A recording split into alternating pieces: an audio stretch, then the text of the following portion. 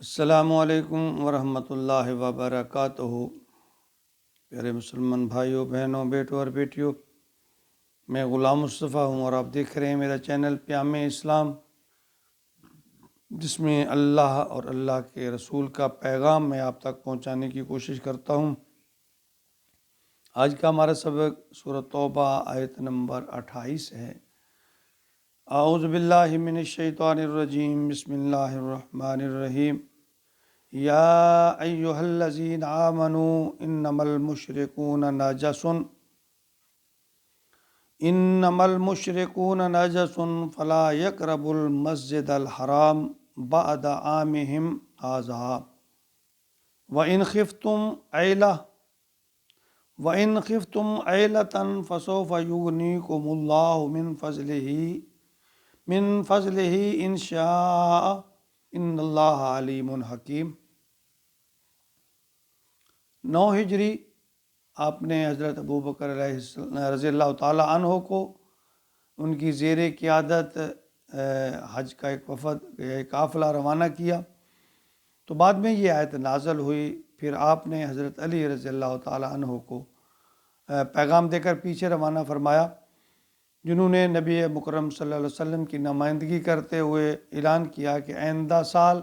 مشرکین بیت اللہ یا مسجد حرام میں داخل نہیں ہو سکیں گے۔ یہ اعلان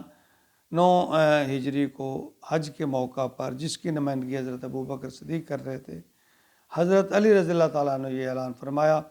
اور آپ حضور صلی اللہ علیہ وسلم کی نمائندگی کر رہے تھے۔ فرمایا، یا ایھا الذین آمنوا، اے ایمان والو، انما المشرکون، بے شک جو مشرک ہیں، نجس ہیں، ناپاک ہیں، فلا یقربوا المسجد الحرام، لہٰذا وہ مسجد حرام کے قریب نہ پھٹکیں، بعد عامہم ھذا، اس سال کے بعد، یعنی اس سال کے بعد ان لوگوں کو بتا دیا جائے کہ اس سال کے بعد وہ مسجد حرام کے قریب نہ پھٹکیں۔ یہ نجسن جو ہے نا، یہ ذات نہیں ہے، بصفات ہے، یعنی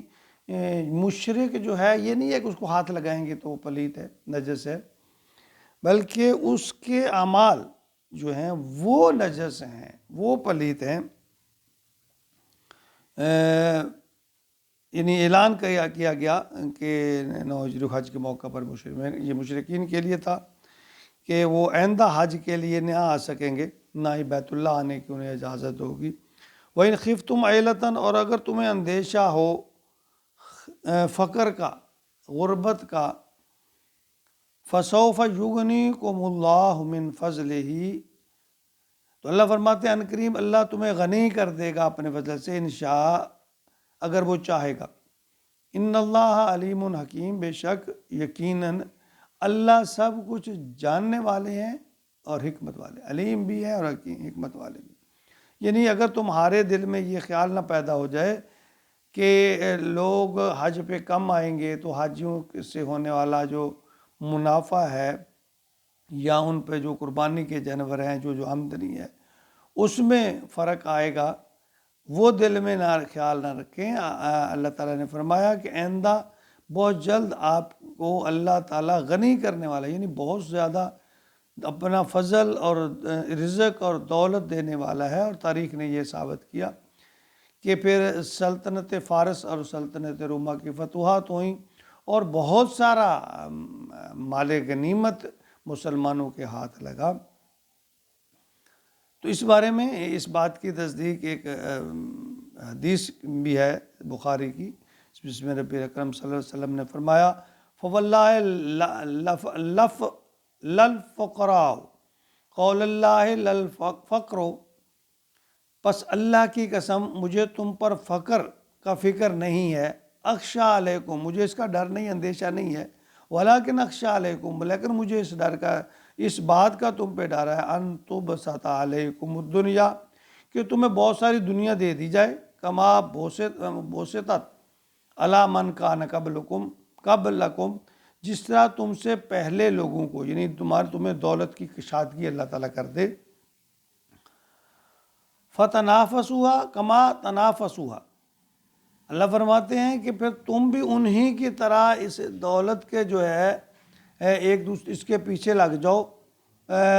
وَتُهْلِكَكُمْ كَمَا أَهْلَكَتْهُمْ، پھر اللہ تمہیں ہلاک کر دے اسی طرح جس طرح ان کو ہلاک کر دے، یعنی تم دولت میں کھب کے رہ جاؤ اور پھر تم ہلاک ہو جاؤ۔ دیکھیں اس آیت مبارکہ میں جو مشرکین کے بارے میں فرمایا، یہ مشرکین مدینہ کے بارے میں یہ آیت خصوصی طور پہ ہے۔ مشرک اصل میں ہوتا کون ہے؟ مشرک کی تعریف کیا ہے؟ دیکھیں ایک ہے شریک فی العبادہ، یعنی عبادت میں شریک، اللہ کے بغیر کسی کو سجدہ کرنا، عبادت کرنا، پوجا کرنا، یہ کہلاتا ہے شریک فی العبادہ۔ اور اصل میں یہ اچھا دوسرے نمبر پہ جو ہے نا شرک فی الصفات، یعنی اللہ کی صفات میں کسی کو شریک کرنا، یعنی اللہ خالق مالک ہے، ہر چیز کا علم رکھنے والا، ہر جگہ موجود ہے، اور یہی خیال کسی دوسرے کے بارے میں رکھنا۔ اور تیسرے نمبر پہ ہے شرک فی الذات، کہ اللہ کے اختیارات میں شرکت کرنا، شریک کسی کو شریک ٹھہرانا، یعنی اللہ تعالیٰ ہر چیز دینے والے ہیں، عطا کرنے والے، رازق ہیں، مالک ہیں، مشکل کشا ہیں، تو اللہ کے علاوہ بتوں مورتیوں یا آگ یا سورج کی سجدہ کرنا ہی شرک نہیں ہے، بلکہ اپنے جو اعمال بتائے گئے ہیں اگر انسان ان کا مرتکب ہوتا ہے تو گویا وہ بھی مشرک ہے، وہ مشرک کے زمرے میں آتا ہے۔ قرآن بڑا واضح طور پر فرماتا ہے، سورہ النساء میں آیت نمبر 116 میں اللہ نے فرمایا ان اللہ لا یغفر ان یشرک بہ، بے شک اللہ معاف نہیں کرتا کسی کے شرک کو، وَيَغْفِرُ مَا دُونَ ذَلِكَ لِمَن یشاء، ہاں دوسرا کوئی گناہ چھوٹا موٹا ہو تو اللہ اس کو معاف کر سکتے ہیں جس کو چاہیں گے، وَمَن یُشْرِکْ بِاللَّهِ، اور جو شرک کرے گا اللہ کے ساتھ، فَقَدْ ضَلَّ ضَلَالًا بَعِيدًا، وہ بڑی دور کی گمراہی میں پڑ گیا۔ یعنی شرک ایک ایسی بیماری ہے جو تمام اعمال کو ضائع کر دیتی ہے۔ ہمیں یہ نہیں ہے کہ صرف اللہ کے علاوہ دوسروں کو سجدہ کرنا شرک ہے، بلکہ اللہ کی ذات میں، صفات میں، اختیارات میں کسی کو شامل کرنا یہ بھی شرک ہے۔ اور ادنا سے ادنا جو شرک ہے وہ اللہ کو وہ بھی پسند نہیں ہے۔ تو ہمیں یہ بہت نازک سا معاملہ ہے توحید اور شرک کا، تو اس کو سمجھنے کے لیے ہمیں قرآن سے جو ہے نا استفادہ کرنا چاہیے۔ بڑا ہی واضح طور پر اللہ تعالیٰ نے متعدد آیات میں اس شرک کی وضاحت کر دی ہے کہ یہ شرک ہے اور یہ توحید ہے، یہ شرک ہے اور یہ توحید ہے۔ بس اللہ تعالیٰ ہمیں سمجھنے کی توفیق، جب ہم سمجھنے کی کوشش کریں گے نا پھر اللہ ہماری مدد بھی فرمائیں گے۔ تو ہمیں ہر طرح کے شرک سے، ذات کے، صفات کے، اختیارات کے، ہر طرح کے شرک سے بچنا چاہیے، بلکہ اللہ سے پناہ مانگتے رہنا چاہیے کہ اللہ تعالیٰ ہمیں ہر طرح کے شرک سے بچائے، ورنہ شرک جو ایسی بیماری ہے